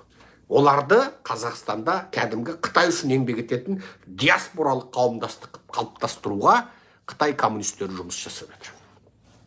Сонымен, міне, бұл жердегі әңгіме сонда, қазір Қазақстанда Пекиндегі Қытайдың екінші категориядағы ұлттық қауіпсіздік мекемесі саналатын Қытайдың бірлік сап дейтін жаңағы United Front, орысша айтқанда Единая фронт дейтін мекемесінде тіркелген Қытай диаспорасы қазақтардың ұйымынан 4-еу бар. Оның бастығы Омарәлі Әділбек, Дүкен Мәсімхан, Мұқан Мамытхан 3-еу. Тағы біреусі Жәнәбіл деген коммунист басшы болған кісінің Жәнәбіл Смағұл деген соның қызы Әлия Жәнәбіл қызы. Ал бұл Жәнәбілдің ұлы Жігер Жәнәбіл ұлы деген Америкада оқыды дейді. Бірақ оқыды ма, оқымады ма біз білмейміз. Сол Жігердің апайыма қарындасы жаңағы Әлия. Бұл 4-еуі Пекинде ресми Қытайдың шпиондық мекемесі саналатын мекемеде Қытай диаспорасы деп тіркеліп, қазір Қазақстанда жұмыс істеп жатыр. Әлия менің үстімнен сотқа арыз берген жоқ. Мен ол үшін ол кісіге рахмет айтам. Бірақ Дүкен Мәсімханұлы, Омарәлі Әділбекұлы, Мұқан Мамытхан мені сотқа берді. Бір емес, бірнеше мәрте сотқа берді. Міне, көрдіңіздер ме? Қытай диаспорасы ұйымы. Қазақстандағы анти-Қытай күресті бастаған бізді сотқа сүйреді. Енді солар кімнің мүддесі үшін жұмыс істеп жүр? Ойлай беріңіздер. Ұйғырлардан бір Қытай диаспорасы ұйымы бар. Қазақстандағы ұйғырлардың. Қазақстандағы ұйғырлар 2-3 топқа бөлінеді. Біреуі кәдімгі Қытайдағы ұйғыр бауырларының Қытай коммунистері тарапынан геноцидке ұшырап жатқан шындықты көріп, ұлты үшін, өз бауыр қарындасы үшін жан ашитын, және осы жолда күресіп жүрген шетелдегі ұйғыр саяси күрескерлеріне қаржылай идеологиялық көмек беретін, ұлт үшін қызмет ететін ұйғырлар. Бұлар бір. Екіншісі, Қытайға сатылған ұйғырлар бар. Олар да Қазақстанда жаңағы сатқын қазақтар, Омарәлі Әділбек, Дүкен Мәсімхан, Мұқан Мамытхан сияқты сатқын қазақтар сияқты, олар да Қытай диаспорасы ұйымын құрып, Қазақстандағы Астанада Қытай елшілігі мен Алматыда Қытай консулдығы шақырған барлық жиынға диаспора өкілі болып қатысады. Олар Қазақстан азаматы. Қазақстанда олардың өмір сүргеніне 100 жылдан асты. 100 жылдан асты, 100 жылдан асты. Кейбіреусі 1962 леледен жаңағы көшіріп алып келген, Юсуповтың кезінде. Юсупов деген болды ғой. Сол көшіріп алып келген. Кейбірін жаңағы Мәсімов көшіріп алып келген, мысалы. Оның әкесі Ажымқан көшіріп алып келген. Солар бар. Олар сол Қытай диаспорасы болып Қытай үшін жұмыс істейді. Қазақстан паспорты, Қазақстан азаматы, бірақ Қытай диаспорасы ұйымын құрып алған. Міне бұл екінші тобы. Үшінші тобы, олар Қытайдан есе теңдік алғаннан үміттерін үзіп, олар яттасу біздің жер, жетісу біздің жер дейтін идеологияны үгіттейтіндер. Ол кім? Мәсімовтің көкесі Қасым Мәсіми деген самса сатып жүрген, бір күнде мынандай қалың кітап шығарады, уйгурский держава деген. Сол кітапты бүкіл ұйғыр Құранмен бірге үйіне іліп қойып сақтап отырады. Ол кітапта жетісу ұйғырдың жері деп жазады. Бұл үшінші тобы. Енді төртінші тобы бар. Олар жаңағы шетелдегі ұйғыр күрескерлерінде қолдамайды. Диаспора болып ұлт сататын топтарға оған да бармайды. Жетісуды жекешелегісі келетін қазақ халқының ұлттық намысына тиетін оларға да қосылмайды. Олар қарапайым шаруа бұқара. Ол сол лағман қана самсақан ашып, барахолкада дүкен ашып, егінін егіп жаңағы. Сол сөйтіп күнін көреді. Оған бәрібір. Ол бірақ ұлтын да сатпайды, ұлтына да қызмет істемейді. Немесе сол ара тұра жаңа қиналған, жылу жинаған жаңа шетелдегілер қолдайық деген ақшасын берсе береді, бірақ саяси белсенділік жоқ, сөйтіп жүретіндер болады. Міне, аш құлақтан түш құлақ жүретіндер болады. Енді қараңдар, мен жаңа дүнген диаспорасының Қытай коммунистерінің әсіре ұлтшылдарының, Юан Тыңфей бастаған әсіре ұлтшылдарының оларды Қытайға еңбек еттіру дейтін идеологиясының қауіптілігі туралы айттым. Енді осы әсіре радикал ұлтшыл Қытайларды мен біліп отырғанда, өкіметтен бір тиын айлық алмайтын, өкіметтің өзі 7 жылға соттап жіберген, осы уақытқа дейін статусы кез келген нотариустен барып Серікжан Біләш деп іздесең, менің статусым террорист. Мен террористпін. Қазақстан Республикасы Әділет министрлігі мені террорист деп статус қойып қойған маған. Бүкіл нотариуста тұр. Әділет министрлігінің базасында тұр. Міне, бүкіл банк есепшотым аресте. Көлігім аресте. Бәрі аресте менің. Менің атымдағы меншік бәрі аресте. Енді осыдан ойлаңыздар. Енді қараңдар. Мен Қытайды беске біліп отырмын. Қытайды өртеп жіберсе, мен күлін алып келсе, күліне қарап, 40 километр жерден мынау Қытайдың күлі деп мен танып қоямын. Қытай бір жерді басып, 1000 жылдан өтсе, ананың ізін көріп, міне жерді 1000 жыл бұрын Қытай басыпты деймін. Міне, мен білем Қытайды. Мен Қытайдың қандай түс көретінін білем. Мен Қытайдың шегінде қандай құрт барына дейін білем. Ар жағында қандай ит ұлып жатқандығын мен бәрін білем. Сонда орыстың КГБ-сі білмей ме? Біліп отыр. Путин Қытайдың әсіре радикал имперлік бағыттағы ұлтшылдарынан алаңдайды. Неге?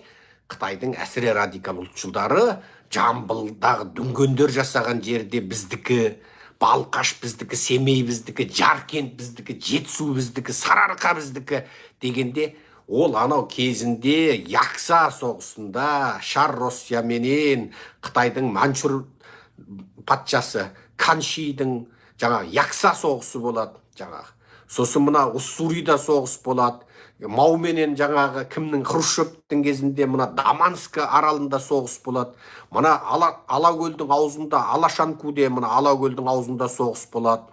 Жалаңаш көлде соғыс болады. Алакөл, Жалаңаш көл, мына Талдықорғандағы Алакөл, Жалаңаш көл. Оның айналасы арғы жағы Семей жақтағылар да менің туыстарым. Бәрі менің туыстарым. Бергі Талдықорған жағы, Үшарал жағындағы да тұтас менің туыстарым. Мен сол жерде 2003-тен бері сол Бәленбай атамыз, Бәленбай шежіре қария қартымыздың үйінде қонақты бұл Бәленбай құрдасымен танысып жолдас болып қайтқанбыз. Міне. Сол Алакөлдің қасында Жалаңаш көл деген бір Алакөлмен тамырлас көл бар. Сол жерде Маудың әскері өріп келгенде Советтің әскері оларды отпен өртеп, катушаменен қырып, оны тұтқынға түсіп, оның бәрі Совет одағының сол Советская правдасында, Қазақская правдасында сол заманда жаңа Қытайдың мына білектеріндегі мына жаңа қызыл борлаттар, әскери шендері, су ішетін алюмин ыдыстары бәрі түсіп, кішкентай Маузидоның құрттай төс қалтасына салып алған кітапшалар шығады. Маузидон сөздерінен, Маузидон мақалаларынан үзінді дейді, Қытайша Маузидон үйлу дейді. Олар оны қасиетті қадис сияқты, сақи қадис сияқты. Оны кішкентай кітапшаларға төс қалталарына сақтап бейтіп жүреді олар. Олар бірдеңге айтпақшы болса, бізде тақуа мұсылмандар жаңағы Имам Ағзам Әбу Ханифа бейтіпті жаңағы, Әли радиаллаху анху бейтіпті, Айша радиаллаху анха бейтіпті деп мысал келтіріп жаңағы, пайғамбарымыз Мұхаммед Мұстафа саллаллаху алейхи уассалам бейтіпті, пайғамбарымыз жаңағы сахабасы түген сахабаға бұлай риуаят еткенін айтыпты деп жаңағы сахих хадистерді, кейде дайф хадистерді жаңағы ситат келтіріп айтқан сияқты. Олар сол Маудың кішкентай кітапшасынан ұлы көсеміз Маузидоңыз төңкерісті үздіксіз жалғастыру керек, төңкерісте кездескен қиыншылықтан қорықпау керек деп айтқан деп қойды. Сосын бір қарсы тарапқа сөйтіп тұрып сөз айтатын заман болған Маудың кезінде. сол кітаптардың бәрі сол кезде советтің газет журналдарында жарияланып, көргізбелерде әскери мектептерде міне Қытай әскерлерінен совет әскерінің олжа алған заттары деп соның бәрі дүниеге жаһанға жар салып, совет өзінің ерен ерлігін сөйтіп бір көрсеткен кез болған. Ал бұл соғысты Путин ұмытпайды. Себебі Совет Компартиясы мен Қытай Компартиясының бұл соғысы Совет Компартиясының назарында Қытай Компартиясының арсыздығы. Шынында да солай. Себебі Қытай Компартиясы дейтін бұл бандиттік қарақшылық ұйымды Совет Компартиясы құрып берген.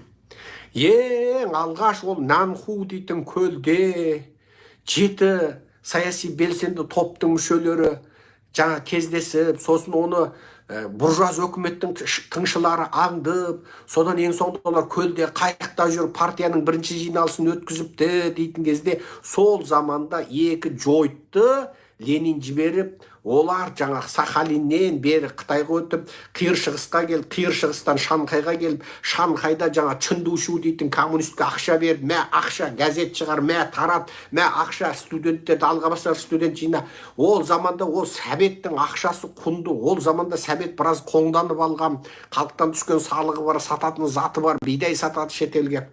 Ол Қытайның аш-жалаңаш жүрген кедей зиялысына ақшаны береді, сонымен Чындушу газет шығарады, үнпарақ қағаз таратады, студенттер жаңа ақша беріп өзіне тартады, күнде жаңа Бақашаянның ең кереметтерін қуырып, жаңа студенттер шақырып, күнде дастархан, күнде арақ шарап, күнде қыздар ол заманда құшақтас таңса билеу Қытайдың қыздарына енді моды болған, жаңа коммунистер, ол сатанистер, ол жаңа бұрынғының бәрі көнелік деп, әшейін аттың басын еркекте жіберіп қойған, нәпсі шырқау шыңына шыққан жаңағы коммунистер бәрі нәпсі құмар болған. Неге?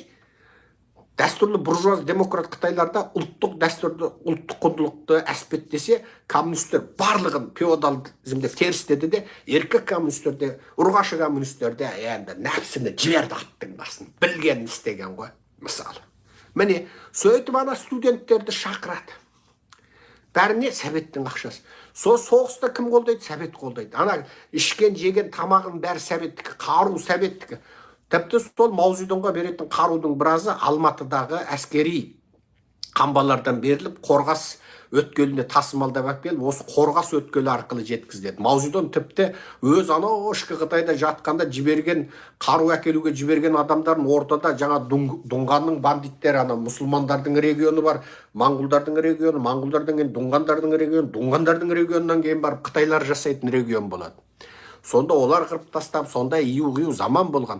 Біздің анау кезінде Шығыс Түркістанның бірінші оғын атқан Әкбар Батыр мен Сейіт Батыр сол Қорғастан келіп, Алматтан келген қаруды алып, іледе көтеріліс жасайтын содан. Енді қараңыздар. Оспан Батырға да ең алғашқы қару сол Совет одағынан барды. Артынан ол Советті жаңа тәркі қылды. Неге? Оспанның қасындағы идеолог болып, кеңесші болып отырғандар алаш зиялылары болған. Олар Совет одағының қазақ халқын қандай қынадай қырғандығының бәрін біледі. Сондықтан Оспан Батыр Совет одағының Алтайдың Көктоғайдағы уран кенін барлайтын ғалымдары менен мамандарын, технологтарын Оспан Батырдың қырып тастайтын содан. Әскери мәнсаптыларын қырып тастайтын содан. Сталин содан Оспанға елші жіберіп, ана өздерінің әскери адамдардың сүйегін сұрағанда Оспан Әлихан Бөкейханның сүйегін сұрататыны содан. Айдаладағы, Алтайдың тауындағы Керейдің жаңағы сеңсең тымағын киіп алған, желкеден басы шоп-шошақ Керей тымақты киіп алған Оспан Батыр, ана Орынборда, Томскіде, Мәскеуде жұмыс істеп, газет шығарып, бүкіл қазақ зиялыларының басын қосқан Әлиханның сүйегін сұратып отыр. Ал осыншама көрегендік қайдан келеді?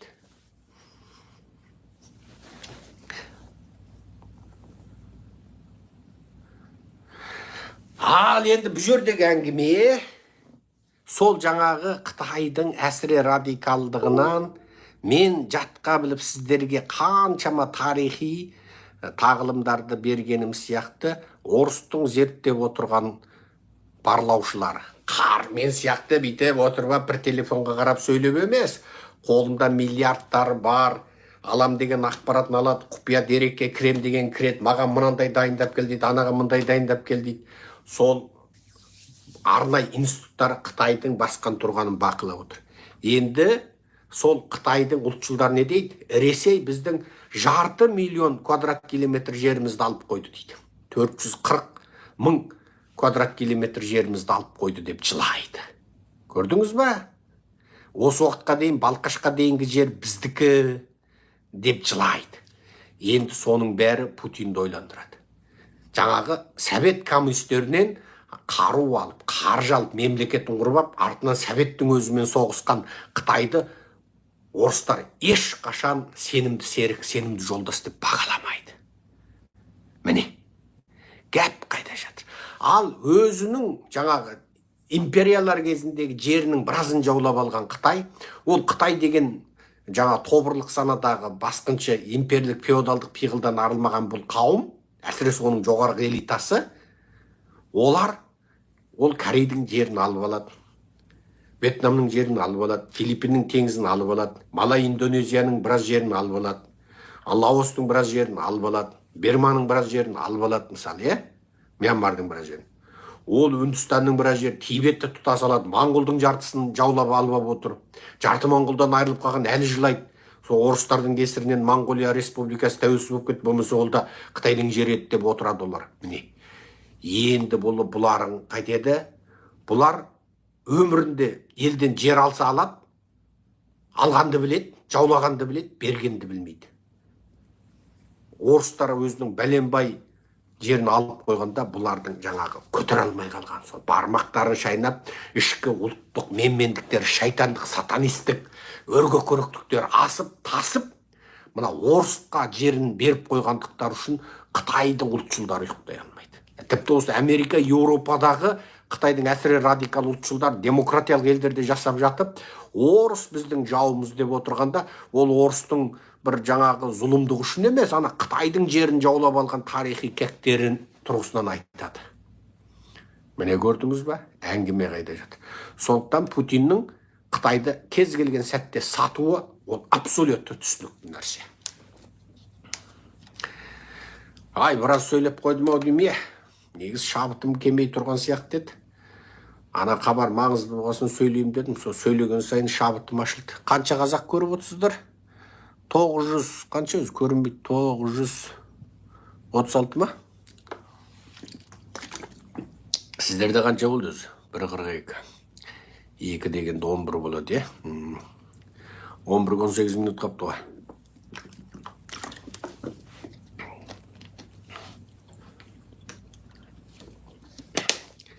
Ал, енді лекциямыздың ендігі бір мазмұнын ойысайық. Бұл жаңағы мына алдында 2 деген цифры бар лекциямда айтылмай қалды негізі. Мен үшін алғанда, таңертең сіздер үшін алғанда кеше-кеште сөйлеген лекциям бар ғой. Кеше-кеште 8:30-да ма 8-де бастап бір лекция сөйледім ғой. Сонда жаңағы айта алмай қалған, аяқтай алмай қалған бір жаңағы лекциям бар. Мен сол лекциямның соңын аяқтап берейін. Мына Қытай туралы айтам енді. 1 минут. Қытай туралы айтам.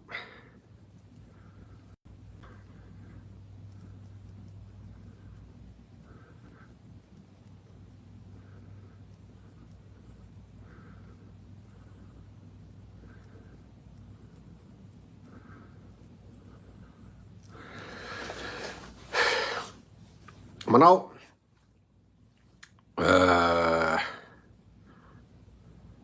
450 миллион сәрі күміс төлемі дейтін төлем тарихта болды.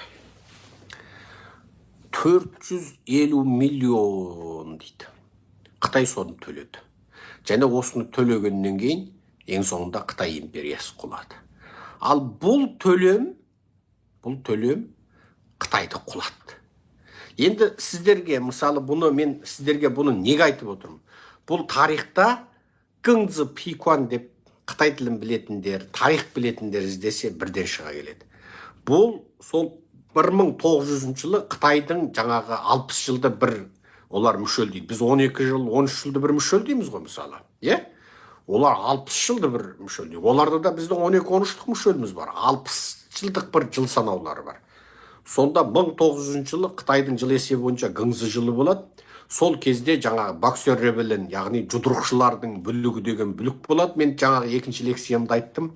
Сол бүлік кезінде өлген батыстықтар өте көп болды. Айттым ғой, Қытайдың мына Манчжур қатын патшасы, жаңа Сыши Тайху деген бір еркек еуропалықты өлтірсеңдер, ақ нәсілділерді өлтірсеңдер, 50 сәрі күміс берем деді.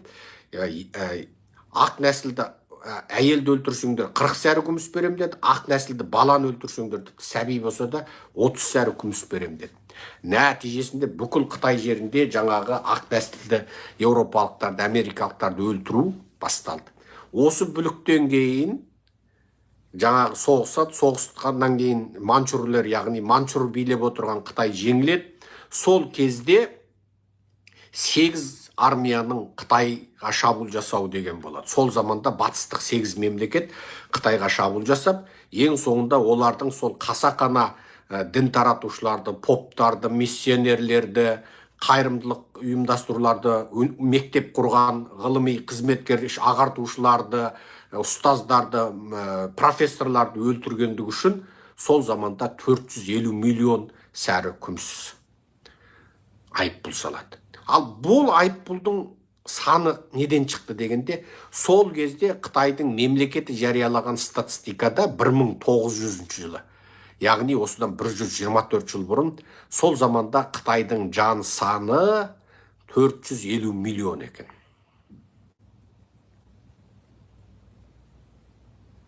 450 миллион екен. Ал 450 миллионды сонда жаңағы әрбір өлтіргенге әрбір халық жауапты деп, әр адамға 1 сәрі күмістен деп есептеп, сөйтіп 450 миллион салған екен. Бұл 1900 жылы салынады. Қытайдың орталық жаңағы соғыста жеңілгеннен келісім шартқа қол қойып, соғыстың шығынын өтейді. Өтегеннен кейін осы мемлекет 1900 жылы осы төлемді төлегеннен кейін 11 жыл өмір сүреді. 1911 жылы патша құлайды. Қытайда 2000 жылға жалғасқан феодализм аяқтайды. Сөйтіп Қытайда бірінші республиканы Сун Яцен деген құрады. Сун Яцен тура мен сияқты шетелде, Америкада жүреді, Хавайда жүреді, Хонолулуда жүреді, Жапонияда оқып жатып медицинаны тастап кетіп қалған, халыққа медицина емес, олардың жүрегін, рухын емдеу керек екен, тәнін емдеу емес, Қытайдың жүрегін емдеу керек, руханиятын емдеу керек дейді. Сөйтіп үгіт насихат жүргізіп, 10 рет төңкеріс жасап, 9 рет жеңіліп, 10 ретінде сәтті болып, патшаны аударып, Қытайда 1911 жылы жаңағы Қытай республикасын құрады. Қазіргі Тайвандағы республика сол Қытай республикасы. Тайвандағы республика өздерін республиканың 113 жылы дейді. Олар 2024 жылдың шілдесінің бәленші күні дегенді айтпайды. Олар 113 жылдың дейді. Олар Қытай республикасының 113 жыл дейді. Ана республика құрылған жылды 1-ші жыл деп есептейді. Қытайдың ескі патшалықтарынан қалған дәстүр. Мысалы, Мин патшалық кезінде Мин 1-ші жылы, Мин 2-ші жылы, Мин 3-ші жыл дейді. Чин патшалық кезінде Чиннің 1-ші жылы, Чиннің 2-ші жылы деп жылнама бастайды. Аналар сол дәстүрді сақтап, жаңағы Қытай республикасының, яғни Мингоның 113 жылы дейді міне. Қазір олардың жылнамасында сөйтіп жазады, ресми құжаттарында сөйтіп жазады, ресми жаңа оқулықтарында 2024 деп жазылмайды. Ол көбінеки басқа бір бейресми нәрселер жазады. Ресми official документтердің барлығында, официальный документтің барлығында жаңағындай жазады. Міне сол республиканың қалпына келу үшін ана Манчжур империясын, Қытайды жаулап отырған сол империяны құлатқан осы төлем. Экономиканы қирады. Ана кімнің, Путиннің соғыста төлем төлеп қалудан қорқып, қазіргі осы бармада қанағат қылайын деп, ана елші жіберуінің мүмкіндігі өте жоғары. Себебі Путин өте арамыз адам ғой. Ары қарай соғыса берсе, бұл Еуропа, Американың өзін қоймайтынын біліп тұра о бәле. Себебі оның арамзалығында шек жоқ қой. Ол енді нағыз лағнеті шайтанның өзі ғой, киімді шайтандар да болар. Міне. Ал енді бұл жердегі жаңағы 1902 жылынан бастап 39 жылға бөліп төлейді дейді. Сонда оның өсімі 1901 жылдың шілдесінің 1-нен бастап есептелінеді. Бұнда сәрімен есептегенде бұлар 980 миллион 223 мың 8 төлем төлейді қысқасы сәріменен. Енді бұл сол кезде Қытайдың 17 өлкесі болады. Сөйтіп қысқасы бұл төлемді бөліп төлейді ғой міне. Міне ал енді бұл төлемде біріншісі Ресей империясы бар. Осы төлемді алғанның ішінде 28,97% солар алған. Германия империясы бар. 20,2% алған. Франция үшінші республикасы бар. 15,75% алған. Жаңа 450 миллион сәрі күмістің. Сосын Ұлыбритания бар. 11,25% алған. Жапон империясы бар. 7,73% алған. Америка мемлекеті бар. 7,32% алған. Италия патшалығы бар. 5,91% алған. Бельгия патшалығы бар. 1,89% алған. Жаңағы Аустрия, Венгрия империясы деген бар. 0,89% алған. Голландия бар. 0,17% алған. Және анау-мұны басқа елдер 0,1% алған. Сөйтіп бұл 450 миллион сәрі күмісті жаңағы сөйтіп өсіммен қосқанда 900 миллион қылып төлейді міне. Енді орыстардың бұл жерде алғаны өте көп. Орыстардың жалпы алғаны 284 миллион сәрі күміс болады. Бұл жалпы осы Гыңзы жылғы төлемінің 28,97, яғни 30%-ға жуығын ұстайды. Одан кейін Германия империясы болады. Оның алғаны жаңағы